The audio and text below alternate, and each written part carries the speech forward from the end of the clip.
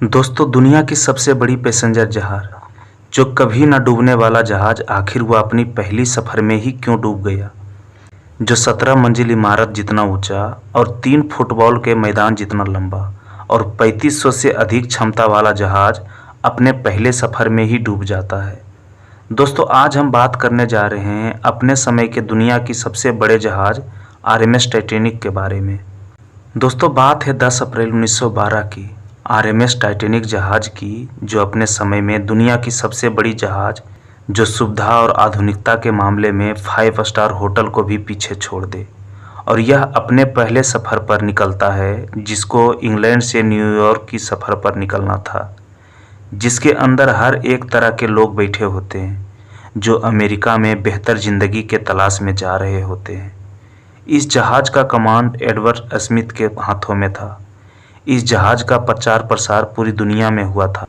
आखिर होगा क्यों नहीं, जिस जहाज़ की लंबाई 269 मीटर और ऊंचाई 53 मीटर है, और इसके अलावा इसके अंदर स्विमिंग पूल से लेकर रेस्टोरेंट तक की सुविधा थी। मतलब आप ऐसे समझे कि हर सुख सुविधा से लैस था। इस जहाज़ बनाने वाली कंपनी का नाम था व्हाइट स्टार लाइन।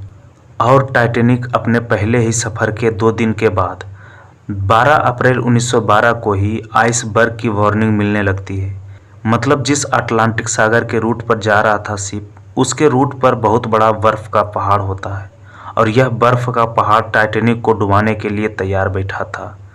ऑपरेटर को बार बार वार्निंग मिल रही थी कि इस रूट में बड़े बड़े आइसबर्ग हैं, पर वह 2 बार शिप को मोड़ती है, लेकिन अपनी स्पीड को कम नहीं करती, और यह शिप 40 किलोमीटर प्रति घंटा की रफ्तार से चल रही होती है। और अब धीरे धीरे रात ढलता है। इस रात की खास बात यह थी कि इस रात को चांद नहीं निकलती है। बिना मून लाइट के, कोई मून लाइट नहीं थी, तो ज़्यादा दूरी तक देख भी नहीं पाता था। जहाज में लुक आउट पॉइंट भी था, उसमें व्यक्ति तो था, मगर मून लाइट ना होने की वजह से वह ज़्यादा दूरी देख नहीं पाता था।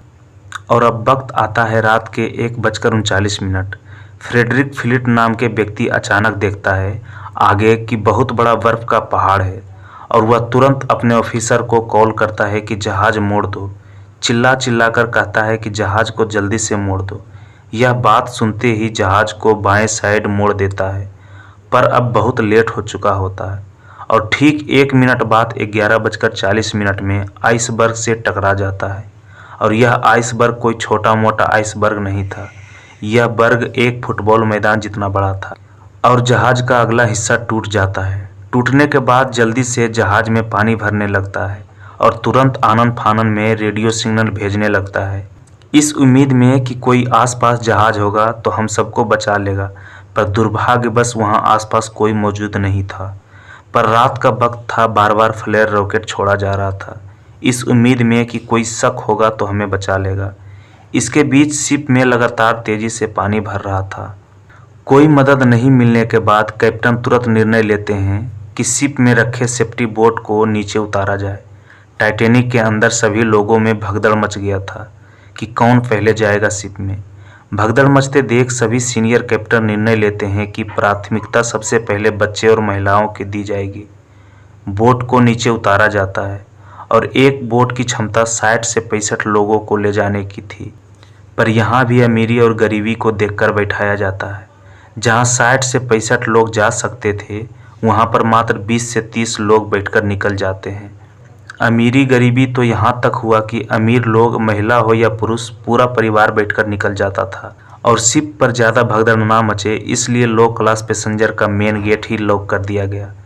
रात के 1 बजे तक अगला हिस्सा में पानी इतना भर चुका होता है कि अगला हिस्सा पानी में पूरी तरह डूब गया, और शिप का पिछला हिस्सा पानी से ऊपर आ गया। शिप के अगला हिस्सा में पानी भर जाने के कारण अगला हिस्सा टूटकर पानी के अंदर चला जाता है। बात फिर वहीं पर आता है कि सेफ्टी बोट टोटल 20 था, जिस पर 1000 से 1200 लोग आ सकता था, लेकिन टाइटैनिक शिप पर टोटल 2500 लोग थे। और हुआ भी वही, 1300 लोग मारा गया, और रात 2:05 में कभी न डूबने वाला जहाज पूरी तरह से डूब गया।